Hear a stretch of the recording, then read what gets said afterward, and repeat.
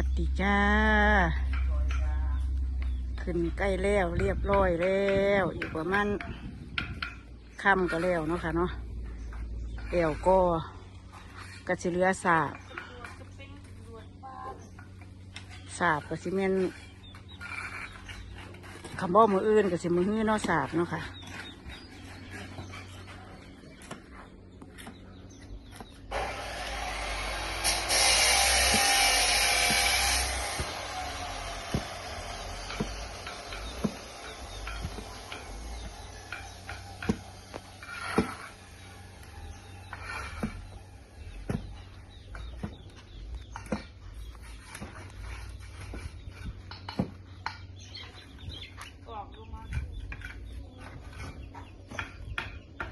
ว่างหันฝนตกบัดที่นี่แดดออก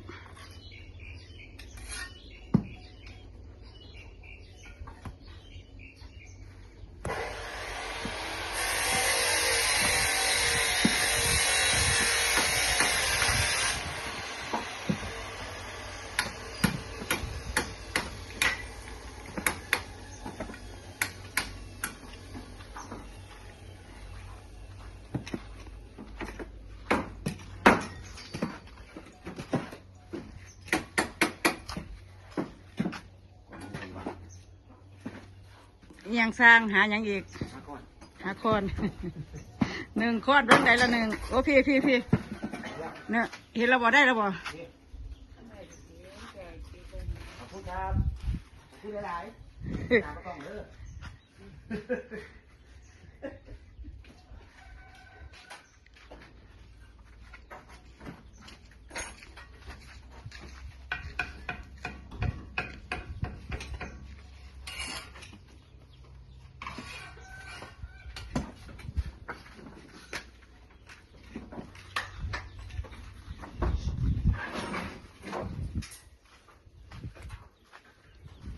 อันนี้ก็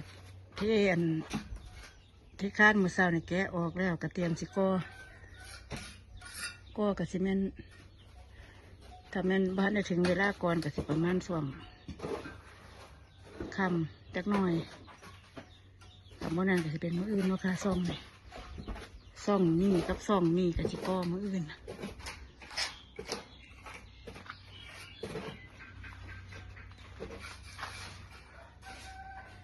อันที่เห็นอยู่ข้างๆนะแม่นอหย่างด้วยค่ะขอกไก่งายังเห็ดบ่เลี้ยวอยู่ ดินบริเวณดินหน่อยแล้วจังงาสิไปเห็ดขอกไก่ใส่ก็เลย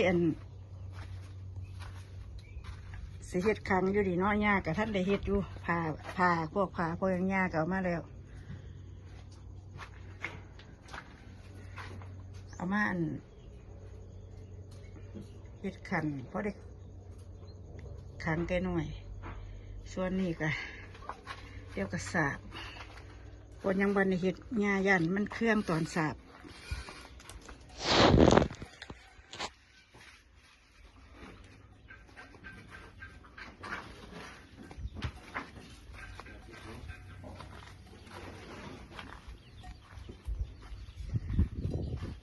ส่วนคอนกับหญ้ากับคนมาอันเนี้ยอยู่นี่แหละหกอยู่นี่แหละ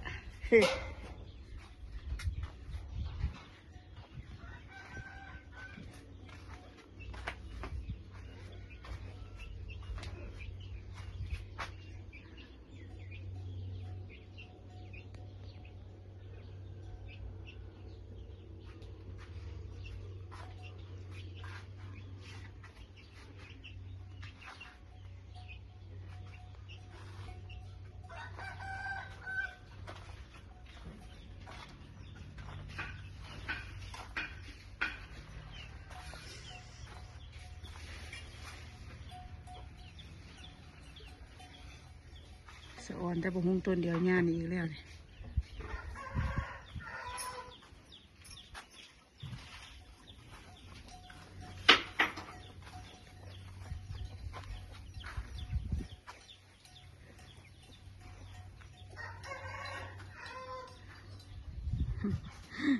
ไปสอบมังปูเลี้ยงควาย เ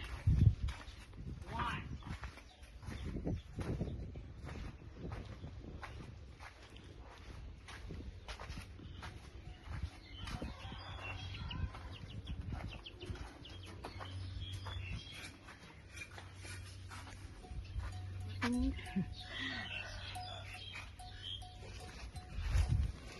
ั่งวิเกได้เลยกลจิโร่พร้อม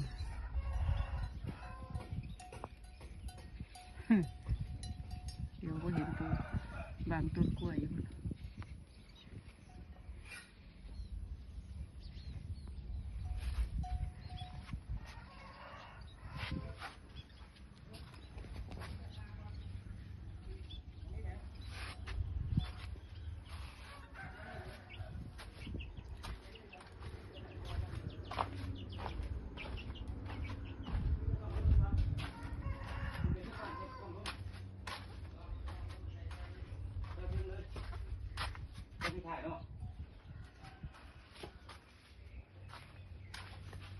โอ้อันนั้นมันได้เทข้านอีกเนาะก็ลืมเนาะ